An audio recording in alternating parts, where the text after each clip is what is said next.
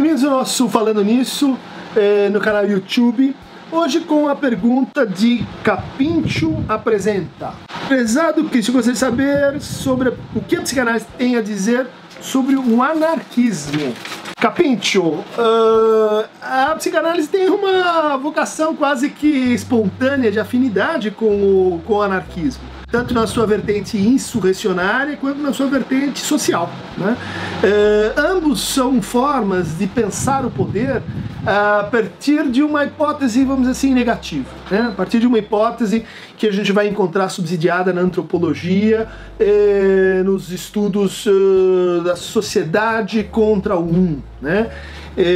Do Pierre Clastres, esse antropólogo francês, pensou as sociedades holistas como sociedades que se organizam contra o Estado, contra a formação de né?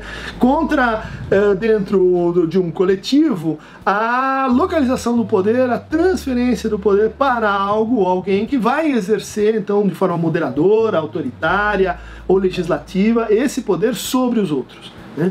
Então, a afinidade que a psicanálise tem com o anarquismo tem que ver com o repúdio, né, ou a desconfiança que a psicanálise vai manter em relação ao Estado. Não é por outro motivo que os psicanalistas, isso acontece no mundo inteiro, não querem se apresentar como uma profissão, né, como uma profissão regulada pelo Estado.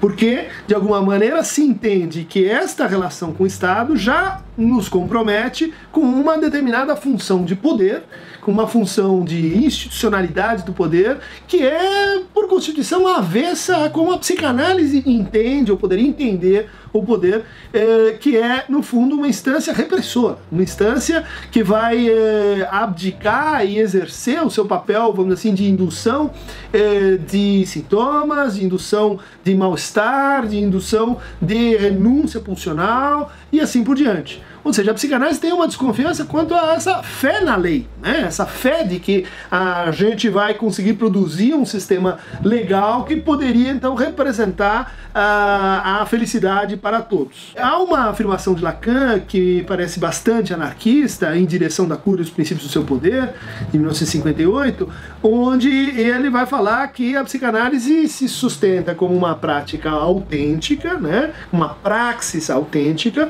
ou então ela vai se reduzir ao exercício de um poder, né? Essa seria a política fundamental, a política do descer, né? A política da desmontagem das nossas relações de alienação.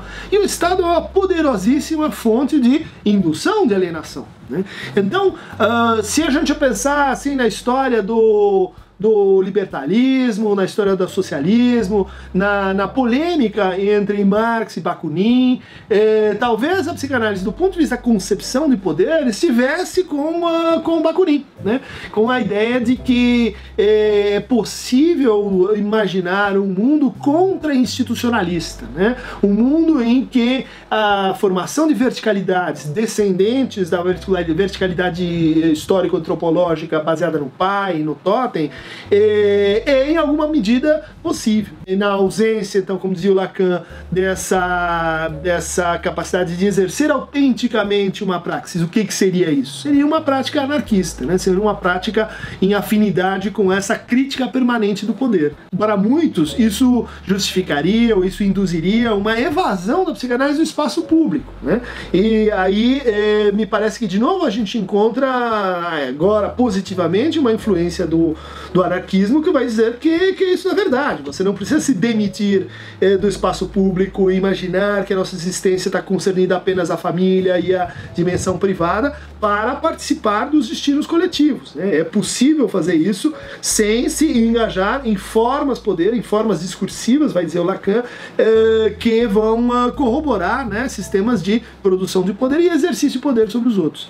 Recentemente a gente tem um trabalho organizado pelo Marcelo Kekia, né, a vontade de potência em psicanálise, onde ele vai resgatar um personagem muito diferente na história da psicanálise, chamado Otto Gross, né, que era um leitor ávido da tradição nietzschiana, da tradição anarquista, e que achava que a psicanálise podia ela mesma se organizar de uma forma mais anarquista e que poderia ser uma contribuição de contrapoder à teoria social e à teoria política. E o Gross era dependente de cocaína, era assim alguém bastante errante, errático, o Freud não sabia direito como lidar com ele, mas reputava que ele era um pensador muito valoroso. Ele também manteve um contato muito próximo com Jung, e é uma desses personagens malditos, né, na história da psicanálise, que a gente precisa aprender a rever para recompor aquilo que nas nossas raízes nos ligam com uma tradição absolutamente radical, cujo a relação ainda não foi inteiramente pensada. Se você quiser mais desenvolvimento sobre essa matéria, é o trabalho de David Pavon-Quellar, Elementos Políticos de Marxismo Lacaniano, onde ele vai debater as consequências do pensamento de Lacan para a esquerda em geral, e em particular para a tradição marxista e a tradição socialista, onde uma parte do anarquismo se enquadra.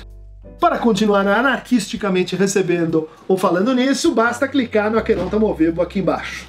É isso.